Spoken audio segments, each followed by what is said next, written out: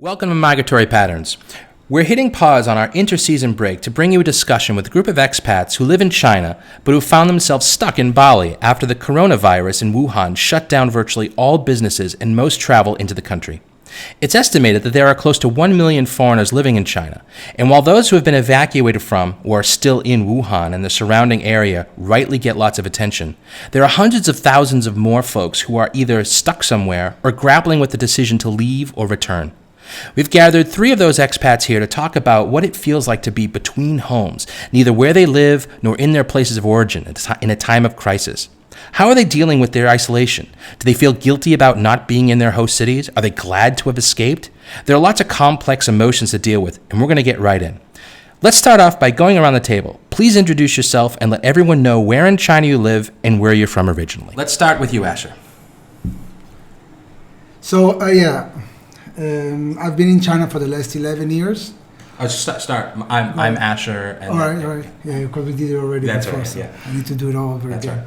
So my name is Asher. I was born and raised in Israel, and I've been in China for the last 11 years. Okay. What do you do in China? I'm a co-founder of a company called Go Vegan. Basically, we're providing plant-based products everywhere in China. Food and beverage. Okay. You? Yeah, my name is Chris. I'm from the U.S. originally. I am from Raleigh, North Carolina. I've been living in Shanghai for 2.5 years now. I started out as a English teacher, and then I went into HR, internal HR management, and then now I'm back to teaching English. So. Hi, my name is Shawn. I am from Long Island, New York, or the city, and I moved to China in July 2019, so I'm fairly new and I live in Shanghai. And what do you do there? Oh, I teach special education, so I do learning support at an international school. Okay. This is actually good because we've got a range of industries representative here, and I'm actually going to start with the teacher. Sure. Because my wife is a teacher. I have some experience, at least tangentially, with the industry, and I know a lot of teachers have been... Well, the schools don't even know when they're going to be open yet, especially in the major cities. There's different information out every day. It looks like it's going to be till the end of February at least before you can start think about doing classes, and even then maybe online. So I want to ask this to each of you, but let me start with you. You're the teacher, and you're probably getting the most information out of any of the expats who are around. Do you think it's safe to go back to China? I do. I was actually speaking with my mom yesterday, who's a nurse, and she's been checking the facts more on like the CDC rather than the headlines. And her point was saying she'd almost rather me be back in China right now because people are aware and taking proper precautions in a lot of places, and people are kind of doing a lot of self-quarantining and wearing masks and gloves and using hand sanitizer more, and while we're traveling, say, in somewhere like Bali, there could be people here that have come off the plane and they're not taking the precautions like they are over there. So it was an interesting point. What's the old saying from World War I was the best place to hide from mortar attacks was in the crater for the last mortar. Exactly. Yeah, so I actually do think so. And, my boyfriend, who I live with in Shanghai, is still there, and he's been there. His job was processing his work visa, so he couldn't leave just like everybody else can. And he's fine. Rather than going a little bit stir crazy, just from being inside and less people there and places being shut down, he's like, it's totally normal. People are just wearing masks and being careful, but I'm not afraid to go back. How about you, Chris? I'm not afraid to go back right now. I don't think that I have a lot of fear surrounding... when I was there, I really didn't have a lot of fear surrounding it in terms of like going outside and interacting with people. But I think where my fear lied was within being kind of what Shawn mentioned, was becoming stir crazy and kind of self-quarantining and not... how do I put this? I think it's okay to go back, but I'm a little more afraid of the government than I am of the actual virus. So yeah. Asher, how about you? Few points that made here already that I completely agree. I think that people that live in China are much less scared. I guess expats are less panicking about the situation than people that live overseas. When you live overseas, you can't really feel exactly what's going on. You only look at the headlines, and the headlines it's just about, the media. It's about, let's make some panics around it because then we can stretch the headlines more and more. But no, I don't think it's dangerous to go back to China. If you take basic cautions, basic things that you need to do when you're there. I don't go back because I have nothing to do there. There's no businesses running. There is nothing basically that what I'd rather be. I'd rather be here in Bali or traveling around or to be stuck in my room, in my house, in my apartment in China. So I don't go back just because I have nothing to do there. Yeah, I got a message from a good friend of mine, actually someone who's been on the show before, and she was telling me that she was traveling just before the outbreak.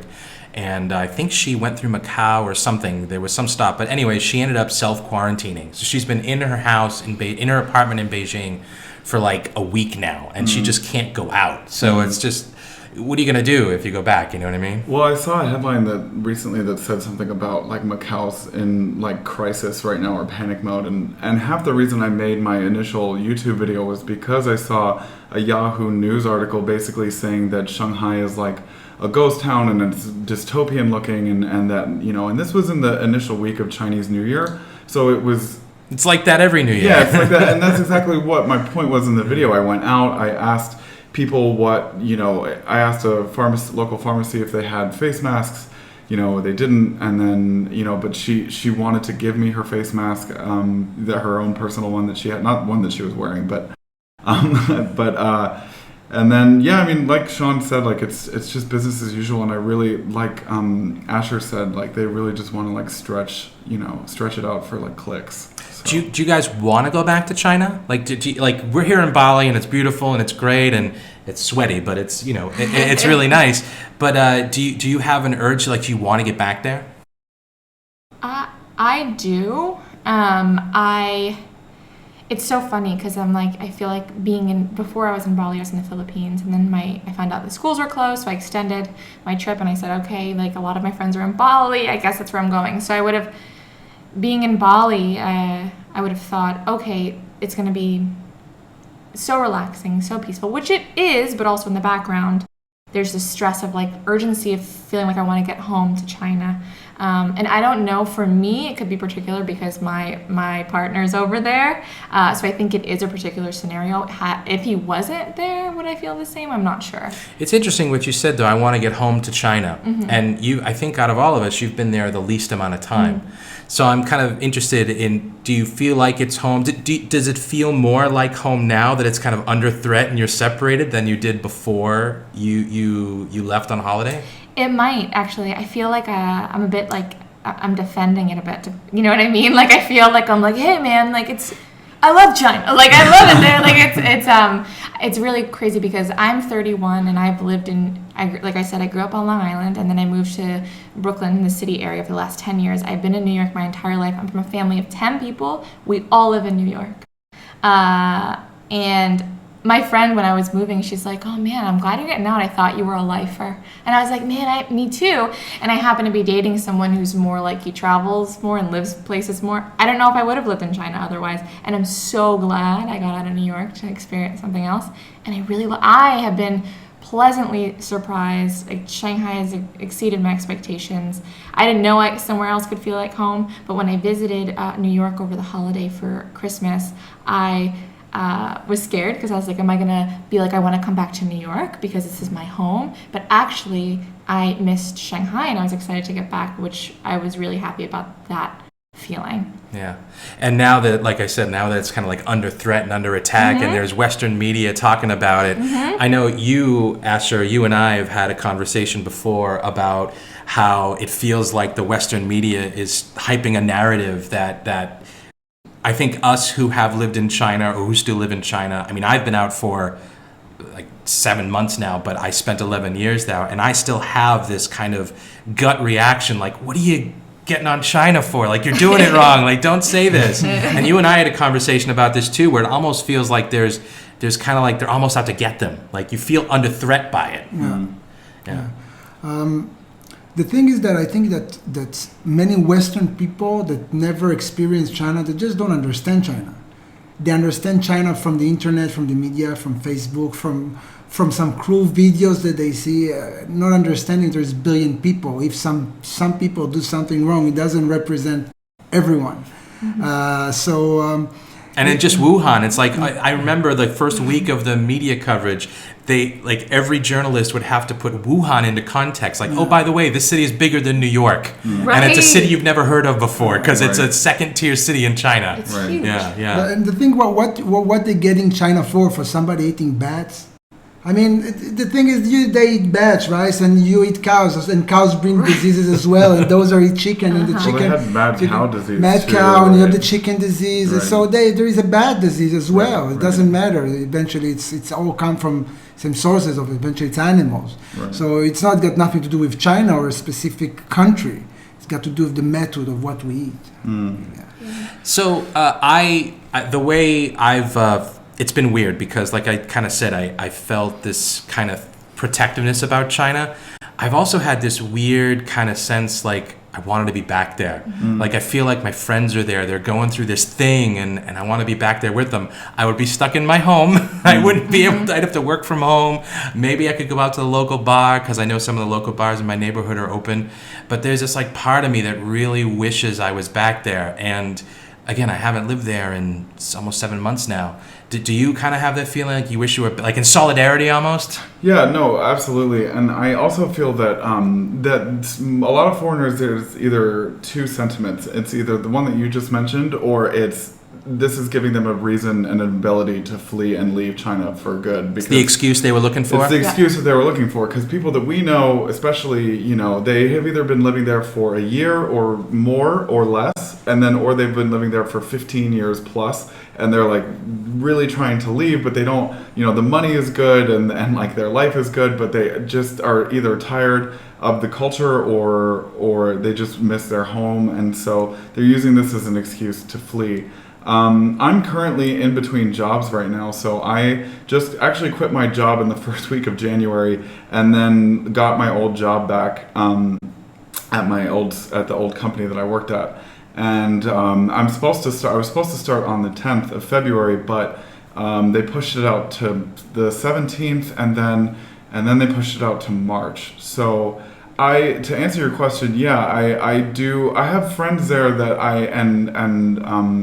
a complicated relationship that I like, I really care about him, and I was actually on the phone with him today, and he wants to stay in my apartment because he has a roommate, but he's not afraid of the disease necessarily, or the virus necessarily, but he wants to limit human contact, and I have a 1-bedroom, so he just wants No other humans in that apartment right now. No, not that I know of, no, I don't think, but,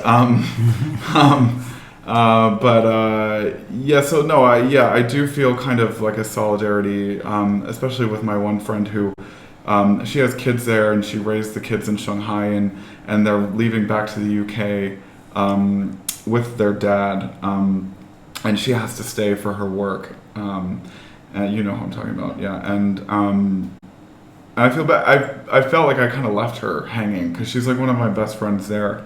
And I just feel bad for Chinese people and China in general. I think everything that you guys hit on about the media and how it's portrayed, and it's just, it's not the case for everyone. I feel like we've all got this weird survivor's guilt. Like there's not a lot of. I mean, it's scary, but there's not a lot of people dying, but people are sick and scared. But we've got this weird survivor's guilt because we're outside of it and we're looking in, but we're not there with our buddies. With our adopted hometowns or whatever. Yeah. Has this made anyone reconsider living overseas? Like, have you had a thought about, oh man, I should just go back to my hometown? It'll just be, this is too crazy for me. I don't think so, but has anyone thought that? I have. Really? Yeah. I mean, I know I just talked about like the two sentiments, but I really think I'm somewhere in between. And I know that sounds, I don't know, because I have a very small family, so it's not like, it's just me and my brother, and then like I have like 2 sets of aunts and uncles, and then my grandfather just recently passed, so it's hard for me to be 7,000 miles away. for an extended period of time. I don't think I'm finished in China, and I don't think I want, because China's offered me a lot in terms of like upward mobility in my career. It's offered me the chance to learn a second language, and I really love Chinese language and Chinese culture. So it's a really tough. But I think bottom line, I don't want to leave, but I've definitely considered it. And you just talked about going back over the Christmas holiday. I know I had an experience just like that. After I'd been overseas for 1 year, I went home for a visit. Home, in quotation marks. I went back to Boston for a visit. And I remember I'd planned the visit to last about 3 weeks. And I thought, oh my God, I'm going to see all my friends. I'm going to go out to all my old hangouts. I'm going to do all this stuff. And after 5 days, I'd done all that. And the rest of the time, I was literally sitting on my grandmother's front porch just thinking, I want to go home. Like, I need to get out of here, right? So, like, I totally identify with that. Yeah. But you said you just kind of went through that. But now that all this is happening, do you still... Like you said, you just went through this and you had that experience and you had the feeling of, oh, I want to go home to Shanghai. Yeah. Now that this is happening, has it flipped in any way? Are you starting to think back to New York? No, actually, which is cool because I feel like I've been there only 6 months or so, 7 months, and I feel like the amount that I've gotten from living in Shanghai already, like new experiences financially. I mean, I was living in New York City, right? And I was a public school teacher. I have student loan debt from my undergrad. You stay still in New York. Like, I have, a significant amount of loans to pay off. You can't get ahead. And never in my life have I experienced being able to have some hope. And I actually just created a new plan in January before this all kind of happened of, I'm going to pay these off in 3 years. 3 years. And I never thought I could do that. And that's because I live in Shanghai. So if that alone, if that could give me like that freedom, do you know what I mean? I'm like here for that. But I didn't think let's leave. I feel like I'm just getting going. And I feel like, mind you, we'll see. But I really think things are going to go back to normal, if not now at some point down the line. Now, Asher, you, I know, are actually kind of getting ready to leave Bali. You've been here for, 3 weeks now? Yeah. And you kind of extended your time, and you're actually going to rotate back to your home country for a little while, right? Yeah. I think that the situation that happened in China, I try to leverage it in a way. I think that the way that we have a routine, right? On a daily basis, we do our thing. It's very hard to think outside of the box when you're inside your routine. And when the routine forced breaks for you, then you're able to think a little bit outside and look at the whole pictures of what's going on. So you can think about new business opportunities in this break. You can think about maybe new perspectives of life in this way. You need to maybe think about even leaving China. So you can think about many things when the routine is being forced break for you. With the whole situation. So for it's me, it's kind of like what you said. Like, it's your excuse to get out. Even if it's not an excuse to get out, it still forces you to. It's something that throws a whole monkey wrench into your life plan, and you've got to change the way you're thinking about things. Yeah, I think you said that better than I could. But yeah, I think that's I think that's the point I was trying to get across. Yeah. For me, I'm not worried about the people I know in China. I feel a bit sorry about the situation, not in terms of health reasons, more about you need to be stuck at home all day. If I look at my team, I have about 70. I think there's 15 people there that for me that that are the team of Go Vegan of my business that right now they're not able to getting paid, right? They're not working. And they need that money, So for me, that's a bit hard.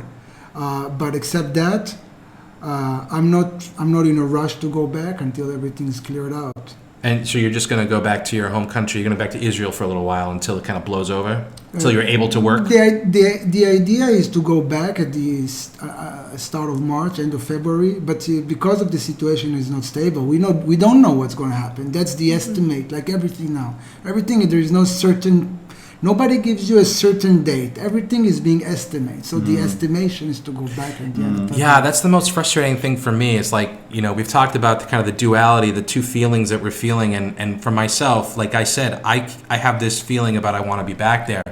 But at the same time, I'm actually advising people to get out while they can because, like Asher said, I'm not afraid of people getting sick. I wouldn't be afraid of getting sick. I mean, you take basic precautions. It's a small amount of people, and it's basically a more contagious flu. But the problem is everything is stopped. Yeah. It's not so much the sickness. It's that the whole economy is just ground to a halt, and there's going to be nothing to do.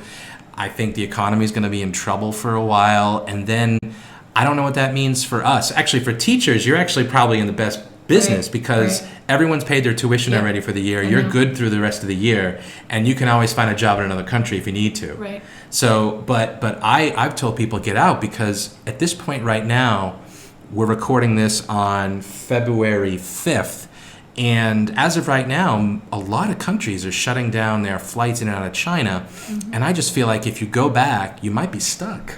Yeah. Like, is anyone worried about going back and being stuck? I think, but regarding economy, China already lost $500 billion until now from this situation. And even for a country like China, it's a lot of money. They need actually to inject, they need to print some money to make the situation more stable. As we're recording, they actually just canceled the Canton Fair, which is a huge global sourcing fair. They held it twice a year, and it's in this convention hall that's one of the biggest in the world. It shapes the direction of the manufacturing economy in China for the next 6 months, and they're just not having it. Yeah. Wow. Yeah. I feel like I worried about that as well. I also worried about because I have a flight for the 12th to go back from here direct from Indonesia to China. Hasn't been canceled yet, but I think it will be. But that's giving me anxiety. I think that a lot of people, the actual contagion of the virus is scary. And, I don't want to discredit the fact that people have been affected by this. And, I do acknowledge that there have been people that have died and been very sick. And, I do acknowledge that. And, but a lot of people aren't. And I think the majority of people are affected by the uncertainty of it all. It's making people lose it, it's just and I mean, uncertainty in anything isn't cool, but everyone is in the same boat. My boyfriend was saying back home, he's I don't think I've ever been in a scenario where it's this mass understanding, of being in the same situation. He related it to some other big world crisis that have happened over the years, but it's a wild feeling, but he did say he did notice that there is some solidarity happening. The people at the gate, the neighbors are talking more to him. And that's so seductive. You want to be back. If you have this connection, it's kind of difficult if people aren't in China or haven't been in China or listening to this. They're these crazy people are thinking about going back there. But when you say that, it just gets that fire in my belly. Man, I want to be back there with my friends and to go through this thing with them. Write it out together. Yeah. I think it's interesting that there's not as much hysteria within China than there is outside of China. And I mean, I originally wasn't going to leave. I was going to stay and write it out. And I think half the and originally, my mom called me and begged me to come home and was freaking out. And everybody, all my family members and friends and stuff back home were saying, or I guess my hometown, if we're gonna say the difference between the two. But home is complicated on this podcast. We didn't go through the whole where is home thing. We just skipped it. But let's just stipulate that when we say home, it can mean multiple things. Right. So yeah, and she was going to quarantine me for 2 weeks She was on the phone with the CDC day in and day out, asking them their advice on what they should do, or what my mom should do for when I came home. And she was going to make me wear she wanted me to wear that 3M PM 2.5 mask originally day in and day out for 14 days while I was sequestered. And this like, 10 by 10 bedroom. I don't know how big it is, but in this bedroom, and then like I would have to like eat my food upstairs, and then like God. just like not I couldn't go anywhere, and it was like, never mind. Yeah, I was like, why would I go home for that? Like that's Rather go to China. well, I was like, I'm leaving one controlled environment to go into this like fear bubble and like back in the States, and like, and I'm already kind of mentally fragile right now with this whole thing, like, and so I didn't want to do that, and so then I called Shawn, and she was in the Philippines, and I was like, hey, what are you doing, and what are your plans for this whole thing? And she was like, I don't know, I might go somewhere else. And I was like, well, Daniel's going, or one of our friends is going to Bali, do you want to, should we just meet up there? And then, because flights were relatively cheap, and then I'd rather sit here and quarantine myself than in Podunk, North Carolina. So this is interesting. So let's start with you, Asher. Has your family given you advice or told you what to do or threatened you to quarantine you when you get what's their response been?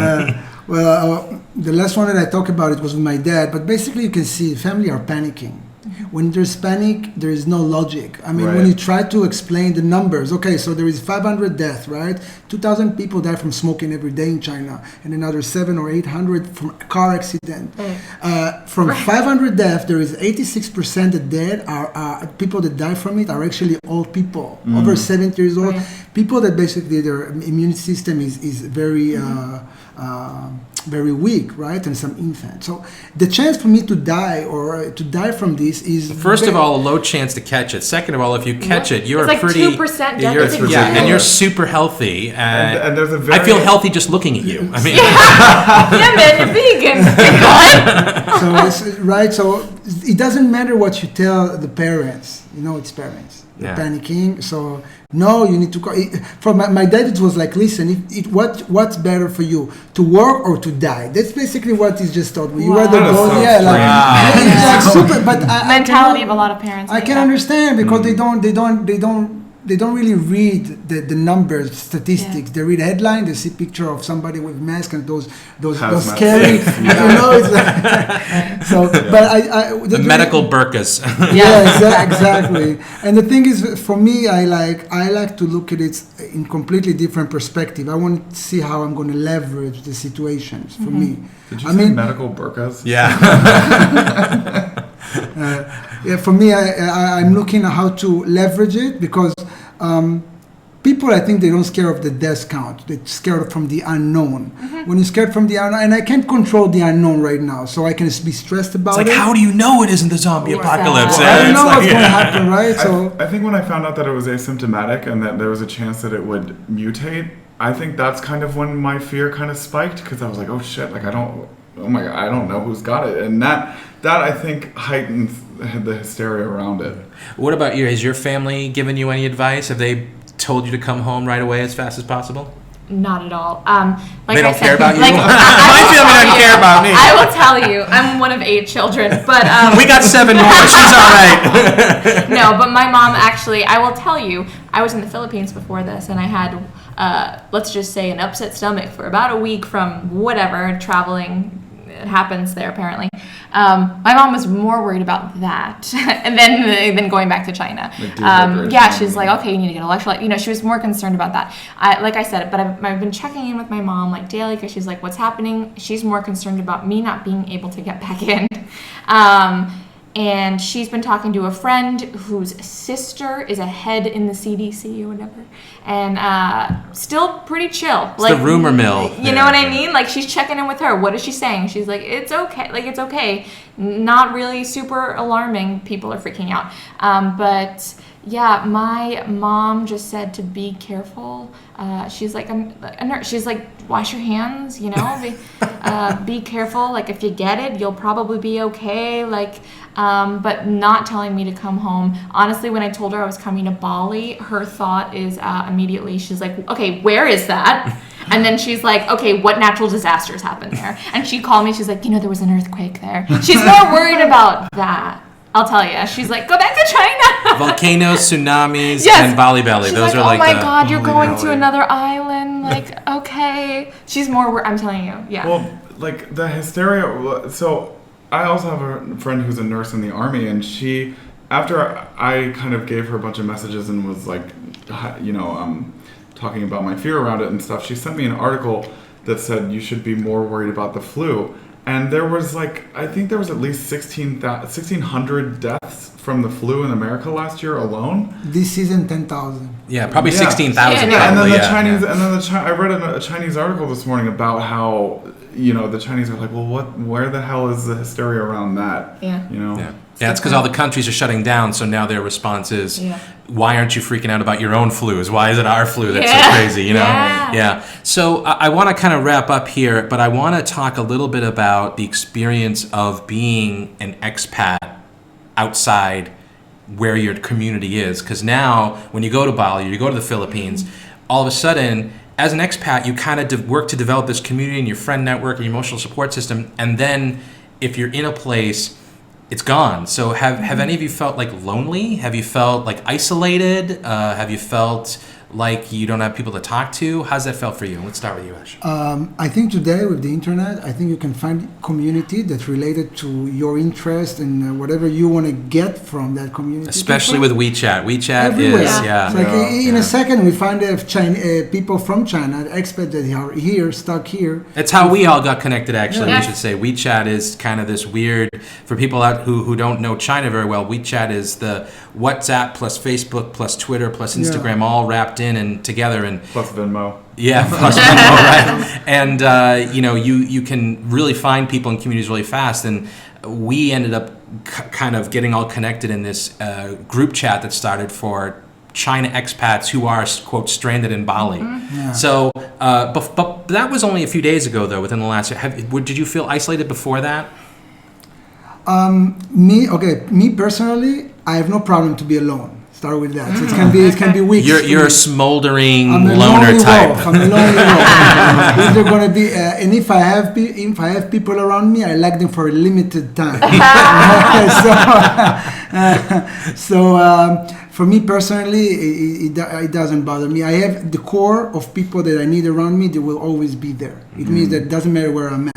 Okay. I think as expats, we generally have the experience of maintaining connections over long distances anyways. Yeah. What about you? Have you felt when this first happened, maybe before you came to Bali and connected with some other people, did you feel isolated or lonely by this? No, I have a pretty strong community in Shanghai. I have a pretty robust support system, and unlike Asher, I need people around me. I gotta thrive on that. And so we were just, having pizza and movie nights and playing board games and just hanging out. There were some points where I didn't leave the house for 3 days, and that did feel.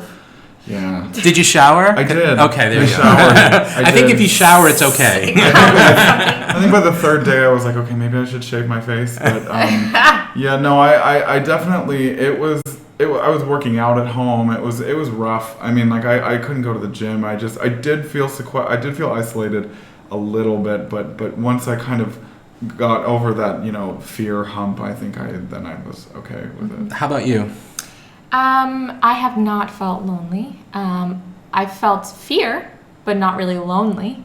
I will say that there's three things. So this situation, much like Asher was talking about, people who are well, which is most of us, can take this as an opportunity to maybe jump into something that is unfamiliar or jump into something new. So I feel like a lot of people maybe. I started, I'll make sure I meditate every day. Maybe I'll try and journal more. Let's take this opportunity to maybe make more content online, something like this, kind of like Chris was doing. Yeah. There you go. You can kind of jump into it like that. So it can also give you more opportunity if you look at it that way. So it depends on how you look at it. Second, I've been traveling with friends. And then when I go places, I have a lot of coworkers. Here, I currently have 6 friends here that I knew from Shanghai and have met many more. And then the last thing is that when we are anywhere, there are so many people from Shanghai that are expats that are traveling right now that will be anywhere, and I'll hear WeChat, their WeChat go off. And it's I get this feeling, I'm oh, where are they? Where are they? And then I look around and then I look at them, I'm you're from China? And they're yes. And then we just start talking. And it's this kind of bonding. So the ringtone of WeChat has definitely given it away. But we're more open. Everyone's kind of open. Yeah. But usually it's happening in crisis. Yeah. People are more open. We've also actually been strangely it's weird to use the word lucky, but the timing of all this happening has been where so many Weird. expats have been outside of Yes. China on the Spring Festival Yeah. holiday break. So many people travel, so there's so many of us out here. I mean, like, if this had happened in December or March or even late February, everyone would be just trapped there. Yeah. You know, Yeah. it wouldn't be like this where there's so many of us around. I have to say, you mentioned that thing with the WeChat chime going off. I'd been here for I think 2 months at the time, and we were at one of these small supermarkets, and there was a guy in front. I saw him on Yeah, WeChat, yeah. and I went, "Oh my God, you're on WeChat!" And it was like he probably thought I was this weirdo. Like I was like, yeah. "Are you on WeChat? I'm on WeChat. Don't you love WeChat?" Yeah. I just wanted to Found talk people about WeChat. everywhere. Same thing in Yeah. the Philippines or at the airport, and I was like creeping on someone's computer. I was like, "Hey, you from China?" You know? They're like, But- "Yeah." But at the same time too, though, there's like we've been introducing myself to people. I've been like, do I tell them I'm from China or do I Yes, tell them that's I'm the from thing. North Carolina? Because I feel like if I tell them I'm from China, that they're going to be like, get away from me, or like That has been a thing. it's that's another fear that's been kind of. Well, I've connected with all of you guys in the last several days just because of the WeChat group and just because so many of us have kind of found each other since this has all happened. And I feel part of the community again. And it's Yeah. great. And I'm glad you guys came to talk to me about this and to share your story because I think it's very therapeutic and you feel less alone. And we are a community, you know, we're out here, we're doing our own things, we're from different places, but we're going through this thing together. And thanks for coming out and talking about it and sharing your story. Appreciate it. Yeah, thanks for having us. Jiao Thank you, yo. Mike. Jiao. Jiao. Jiao yo, man. Thank you. Thank you.